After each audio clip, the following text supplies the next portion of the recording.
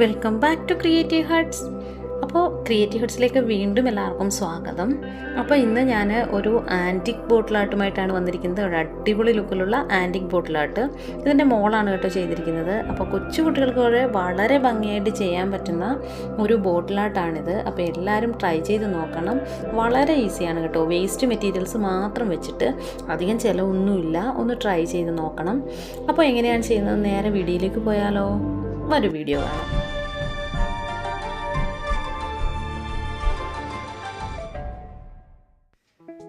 ഞാൻ ഈ ഗ്ലാസ് ബോട്ടിലാണ് ഇന്ന് ക്രാഫ്റ്റ് ചെയ്യാനായിട്ട് എടുത്തിട്ടുള്ളത്. അപ്പോൾ ഇന്നത്തെ ക്രാഫ്റ്റ് ചെയ്യുന്നത് ഞാനല്ല കേട്ടോ, മോളാണ് ചെയ്യുന്നത്. അപ്പോൾ നമുക്ക് ഉപയോഗിച്ച് നമ്മൾ കളയാൻ വേണ്ടി വെച്ചിരിക്കുന്ന ഐറ്റംസ് ഒക്കെ വെച്ചിട്ടാണ് ഇത് ചെയ്യുന്നത്. തെർമോകോൾ ബോൾസ് എടുത്തിട്ടുണ്ട്. അതേപോലെ ഡ്രസ്സിൽ ഡിസൈൻ ചെയ്യാൻ യൂസ് ചെയ്യുന്ന സ്റ്റോൺസ്, സീക്വൻസുകൾ, അതേപോലെ ചെറിയ ചെറിയ മുത്തുകൾ, അങ്ങനെ നമ്മുടെ കയ്യിൽ എന്തൊക്കെ ഓൾഡ് ഐറ്റംസ് ഇരിപ്പുണ്ടോ അതൊക്കെ നമ്മളിനി കളയണ്ട. ഇതേപോലെയുള്ള ക്രാഫ്റ്റുകൾക്കായിട്ട് യൂസ് ചെയ്യാം. അപ്പോൾ ഇതേപോലെയുള്ള മാലകൾ ചെയ്യാനുള്ള ചെയിനുകൾ, പിന്നെ ഈ ലീവ്സ്, ഇതാണെങ്കിൽ ഒരു പഴയ കമ്മലാണ് കേട്ടോ. അതുപോലുള്ള ഐറ്റംസൊക്കെ കളയാതെ വെച്ച് ഇതേപോലെ ക്രാഫ്റ്റ് ചെയ്യും. ബോൾ ചെയിൻസ് യൂസ് ചെയ്തിട്ടുണ്ട്. അതുപോലെ മാലയ്ക്കൊക്കെയുള്ള മുത്തുകളൊക്കെ ഉണ്ടല്ലോ, പഴയ മാലയുടേത്, അങ്ങനെയുള്ള ഐറ്റംസൊക്കെ ഞാൻ എടുത്ത് വെച്ചിട്ടുണ്ട്. അപ്പോൾ വെറൈറ്റി ആയിട്ടുള്ള ഐറ്റംസ് ഏത് കിട്ടിയാലും നമുക്കിതുപോലെ ചെയ്യാം. ഈ ബോൺ ഫിക്സ് എന്ന് പറയുന്ന ഈ ഒരു ഗമ്മ് വെച്ചിട്ടാണ് ഞാനിതിൽ ക്രാഫ്റ്റ് ചെയ്തിരിക്കുന്നത്. അപ്പോൾ ഇതിനായിട്ട് നമുക്ക് ആദ്യം ഇതേപോലൊരു സിക്സാക്ക് മോഡലിൽ ഗമ്മ് അപ്ലൈ ചെയ്ത് കൊടുക്കാം. അപ്പോൾ ഇതിലേക്ക് ഞാനൊരു സ്റ്റോൺ ചെയിൻ ആണ് വെച്ച് കൊടുക്കുന്നത്. പക്ഷേ ഇത് നമ്മുടെ നോർമൽ സ്റ്റോൺ ചെയിൻ അല്ല. ഇത് ഒരു അടിയിലൊരു പ്ലാസ്റ്റിക് കോട്ടിങ് വരുന്ന ടൈപ്പാണ്. ഇത് വെച്ച് ഇതേപോലെ ഞാൻ ബോട്ടിലിൻ്റെ രണ്ട് സൈഡിലായിട്ട് ചെയ്ത് കൊടുക്കുന്നുണ്ട്. രണ്ട് സൈഡിൽ നമുക്ക് അത്ര ഏരിയ മാത്രം വർക്ക് ചെയ്യാൻ വേണ്ടിയിട്ടാണ് അതിനെ ഒന്ന് വേർതിരിച്ചെടുത്ത് കൊടുത്തിട്ടുണ്ട്. ഇനി ഞാൻ എൻ്റെ കയ്യിലിരിക്കുന്ന ഈ ഐറ്റംസ് ഒക്കെ ഉണ്ടല്ലോ, ഈ സ്റ്റോണുകളും ഒക്കെ ഞാൻ ഇതേ ബോൺ ഫിക്സ് വെച്ചിട്ട് ഫിക്സ് ചെയ്ത് കൊടുക്കാൻ വേണ്ടി പോവാം. ഈ ഒരു ഗം അപ്ലൈ ചെയ്താൽ പെട്ടെന്ന് തന്നെ ഉണങ്ങുന്നതാണ് കേട്ടോ. അതുകൊണ്ട് നമുക്ക് അവിടെ ഇവിടെയായിട്ടൊരു 3-4 ഡോട്ട്സ് ചെയ്ത് കൊടുത്തിട്ട് അതിൻ്റെ മുകളിലേക്ക് ഒട്ടിച്ചു കൊടുക്കാം. അപ്പോൾ നമ്മളിത് ഗ്ലാസ്സിൽ ഡയറക്റ്റായിട്ട് ചെയ്യുന്നത് കൊണ്ടാണ് ഈ ഗം എടുത്തിരിക്കുന്നത്. നമ്മൾ ടിഷ്യൂ പേപ്പറൊക്കെ അപ്ലൈ ചെയ്തിട്ടാണ് ചെയ്യുന്നതെങ്കിൽ നമുക്ക് ഫെവിക്കോളിൻ്റെ ആവശ്യമേ ഉള്ളൂ.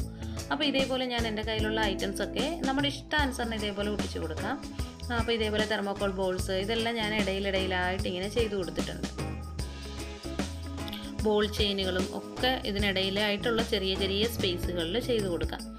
അപ്പോൾ നമ്മൾ എത്രയും നമുക്ക് ഇത് ഫില്ല് ചെയ്യാൻ പറ്റുമോ അത്രയും നമ്മൾ ഫില്ല് ചെയ്യുക. അപ്പോൾ നമ്മുടെ ഇഷ്ടാനുസരണം എവിടെയൊക്കെ വേണമെങ്കിലും നമുക്കിത് ഒട്ടിച്ചു കൊടുക്കാവുന്നതാണ്. അപ്പോൾ ഇതിൻ്റെ ഇപ്പോൾ ഉള്ളൊരു ഭംഗിയൊന്നും നോക്കണ്ട.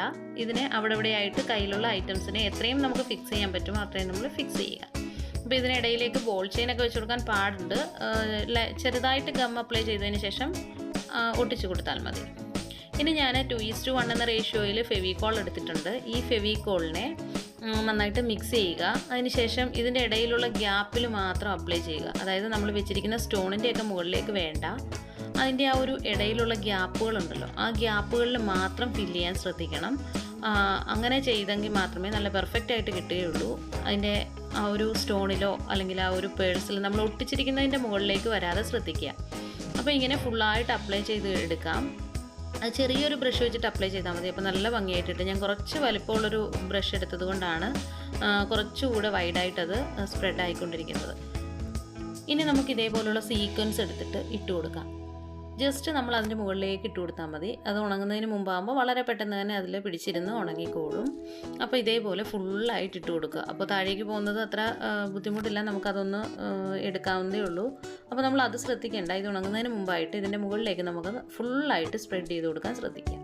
അപ്പോൾ നമ്മൾ ഈ സമയത്ത് ഒരു സ്റ്റോണിൻ്റെയൊക്കെ മുകളിലേക്ക് ഗം അപ്ലൈ ചെയ്തിരുന്നെങ്കിൽ അതിൻ്റെ മുകളിലൊക്കെ ഈ ഒരു സീക്വൻസ് പോയി ഒട്ടിപ്പിടിച്ചിരിക്കാൻ സാധ്യതയുണ്ട്. അതുകൊണ്ടാണ് അതിൻ്റെ മുകളിലെങ്ങും ഗം ആവാണ്ട് സൂക്ഷിക്കണമെന്ന് പറഞ്ഞത്. ഇപ്പോൾ ഇത് ഞാൻ ഉണക്കി എടുത്തിട്ടുണ്ട്. 1 മണിക്കൂർ കഴിഞ്ഞപ്പോഴത്തേന് തന്നെ ഫെവിക്കോൾ ആണല്ലോ, നന്നായിട്ട് തന്നെ ഉണങ്ങി കിട്ടിയിട്ടുണ്ട്. ഇനി ഞാൻ ബ്ലാക്ക് കളർ അക്രിലിക് പെയിൻറ്റ് അടിച്ചു കൊടുക്കുകയാണ്. അപ്പോൾ ഞാൻ മുൻപ് പറഞ്ഞതുപോലെ തന്നെ നമ്മൾ ഇതിൽ ടിഷ്യൂ പേപ്പറൊന്നും ഒട്ടിച്ചിട്ടില്ലാത്തത് കൊണ്ട് തന്നെ ഗ്ലാസ്സിൽ ഡയറക്റ്റായിട്ടാണ് നമ്മുടെ പെയിൻറ്റ് നമ്മളിതേപോലെ ചെയ്യുന്നത്. അപ്പോൾ ഞാൻ ഗസോ പേസ്റ്റ് ഒന്നും അപ്ലൈ ചെയ്യുന്നില്ലല്ലോ. അതുകൊണ്ട് തന്നെ നമ്മൾ ഈ പെയിൻറ്റ് വീണ്ടും വീണ്ടും ഉണങ്ങി തുടങ്ങുമ്പോൾ വീണ്ടും വീണ്ടും അവിടെ ടച്ച് ചെയ്തുകൊണ്ടിരുന്നാൽ നമ്മുടെ ഈ ബ്ലാക്ക് കളർ പെയിൻറ്റ് ചെറുതായിട്ടൊന്ന് ഉരിഞ്ഞു പോകാനുള്ള ചാൻസ് ഉണ്ട്. അതുകൊണ്ട് നമ്മളൊരു ഏരിയ ചെയ്യുമ്പോൾ ആ ഏരിയ കവർ ചെയ്ത് തന്നെ പോകാൻ ശ്രദ്ധിക്കണം. അപ്പോൾ നമ്മൾ ശ്രദ്ധിക്കേണ്ട കാര്യം എന്താണെന്ന് വെച്ചാൽ ഇതിൻ്റെ കളറുകളൊക്കെ മറയുന്ന രീതിയിൽ, അതുപോലെ ഗ്ലാസ് കാണാത്ത രീതിയിൽ ഫുള്ളായിട്ട് ബ്ലാക്ക് കവർ ചെയ്തെടുക്കണം.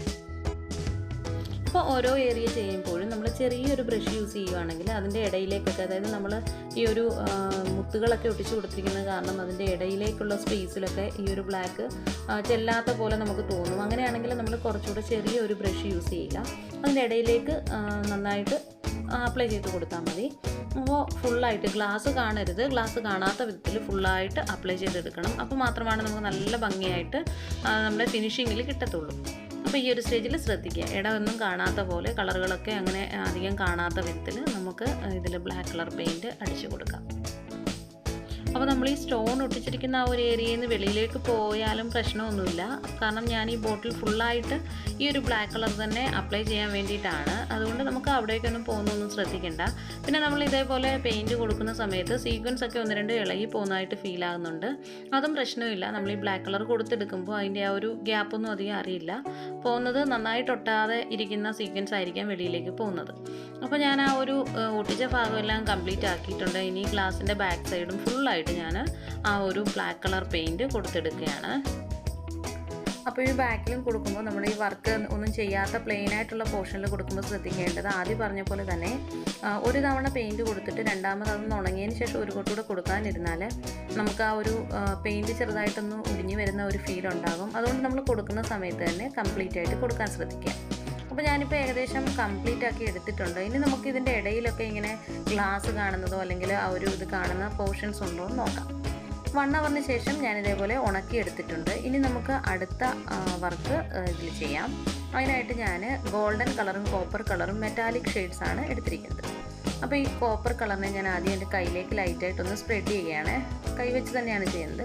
അതിനുശേഷം നമുക്ക് ആ ഒരു സ്റ്റോൺ വർക്ക് നമ്മൾ കൊടുത്തിട്ടുണ്ടല്ലോ, ആ ഒരു പോർഷൻ ചെറുതായി ഒന്ന് പൊങ്ങി നിൽക്കുന്ന പോർഷൻ ഉണ്ടല്ലോ, അതിൻ്റെ മുകളിലേക്ക് വിരൽ വെച്ചിട്ട് ലൈറ്റായിട്ടൊന്ന് തൂത്ത് കൊടുക്കുക.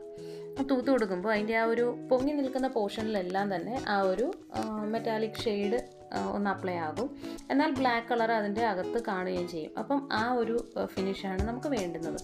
അപ്പോൾ നമുക്ക് നീറ്റായിട്ട് ചെയ്തെടുക്കാം. നമ്മളിത് ബ്രഷ് വെച്ചിട്ട് ചെയ്യാൻ നിൽക്കേണ്ട. ബ്രഷ് വെച്ച് ചെയ്ത് കഴിഞ്ഞാൽ ഇതിൻ്റെ ആ ഒരു ഇടയിലുള്ള താഴോട്ടുള്ള പോർഷനിലെല്ലാം അങ്ങ് ഈ ഒരു മെറ്റാലിക് ഷെയ്ഡ് ആയാൽ ആ ഒരു ഭംഗി പോകും. ഇനി ഞാൻ ഗോൾഡൻ കളർ വെച്ചും ഇതേപോലെ ലൈറ്റായിട്ട് തന്നെ ഒന്ന് അപ്ലൈ ചെയ്ത് വിടുകയാണ് ഇതിൻ്റെ മുകളിലായിട്ട്. ഇപ്പോൾ നല്ലൊരു ആൻറ്റിക് ഫിനിഷ് നമുക്ക് കിട്ടുന്നുണ്ട്. അപ്പോൾ നമ്മൾ കൈ കൊണ്ട് തന്നെ ഇങ്ങനെ ചെയ്യാൻ ശ്രദ്ധിക്കുക. ബ്രഷ് വെച്ച് ഒരിക്കലും ചെയ്യരുത്. ബ്രഷ് വെച്ച് ചെയ്താൽ ആ ഒരു പോർഷൻ ഫുള്ളായിട്ടായിരിക്കും ഗോൾഡൻ. അപ്പോൾ നമ്മുടെ ആ ആൻറ്റിക് ലുക്ക് അത്രയ്ക്കൊരു പെർഫെക്റ്റ് ആവില്ല. അപ്പോൾ കൈ വെച്ച് തന്നെ ചെയ്യുക. കൈ വെച്ച് ഇതേപോലെ ജസ്റ്റ് കയ്യിലൊന്ന് സ്പ്രെഡ് ആക്കിയതിന് ശേഷം ചെയ്തെടുത്താൽ മതി. ഇത് ഒരു അരമണിക്കൂർ പോലും വേണ്ട, ഉണങ്ങി കിട്ടിയിട്ടുണ്ട്. അപ്പോൾ ഇതായിരുന്നു ഇന്നത്തെ നമ്മുടെ വർക്ക്. അപ്പോൾ നല്ല പെർഫെക്റ്റായിട്ട് തന്നെ കിട്ടിയിട്ടുണ്ട്. ഒരു 1/2 അവർ ഫാനിനടിയിൽ ഇരുന്നാൽ തന്നെ ഇത് പെർഫെക്റ്റായിട്ട് വരും. അപ്പോൾ ഇതിലേക്ക് ഞാൻ 1-2 മണി പ്ലാന്റുകളാണ് ഇറക്കി വയ്ക്കാൻ പോകുന്നത്. മണി പ്ലാന്റ് ഇതേപോലെ നമുക്ക് വെച്ചാൽ നല്ല ഭംഗിയുണ്ടാവും. അല്ലെങ്കിൽ നമുക്കിത് ഷോ പീസായിട്ടും വെക്കാവുന്നതാണ്. അപ്പോൾ ഇതാണ് നമ്മുടെ വർക്ക് കംപ്ലീറ്റ് ആയിട്ടുണ്ട്. നല്ല ഭംഗിയുള്ള ഒരു ആൻറ്റിക് പോട്ടിലാണ് നമുക്ക് കിട്ടിയിട്ടുള്ളത്. നല്ല ഭംഗിയാണ് കേട്ടോ, നമ്മൾ പറയുന്നതിനേക്കാൾ നല്ല ഭംഗിയാണ് ഇത് കാണാനായിട്ട്. അപ്പോൾ കൊച്ചു കുട്ടികൾക്ക് വരെ ചെയ്യാൻ പറ്റുന്ന ഒരു ക്രാഫ്റ്റാണ്. എന്തായാലും ഒന്ന് ട്രൈ ചെയ്ത് നോക്കുക. നമ്മുടെ കയ്യിലുള്ള ഏതെങ്കിലും ഒരു ബോട്ടിൽ എടുത്തിട്ട് നമുക്കിതേപോലെ ചെയ്തെടുക്കാവുന്നതാണ്. അപ്പോൾ ഇതുവരെ എൻ്റെ ചാനൽ സബ്സ്ക്രൈബ് ചെയ്യാതെയാണ് നിങ്ങൾ കാണുന്നതെങ്കിൽ ദയവായിട്ടൊന്ന് സബ്സ്ക്രൈബ് ചെയ്യുക. അതുപോലെ കൂടെയുള്ള ബെല്ലൈക്കൺ കൂടി ഒന്ന് പ്രസ് ചെയ്യുക. അപ്പോൾ മാത്രമാണ് ഞാനിടുന്ന വീഡിയോസിൻ്റെ നോട്ടിഫിക്കേഷൻ വളരെ കൃത്യമായി നിങ്ങൾക്ക് ലഭിക്കുകയുള്ളൂ. അതുപോലെ നിങ്ങളുടെ അഭിപ്രായങ്ങൾ കമൻറ്റ് ബോക്സിൽ രേഖപ്പെടുത്താൻ മറക്കേണ്ട. അപ്പോൾ അടുത്ത വീഡിയോയുമായി ഉടനെ വരുന്നതുവരെ ബൈ.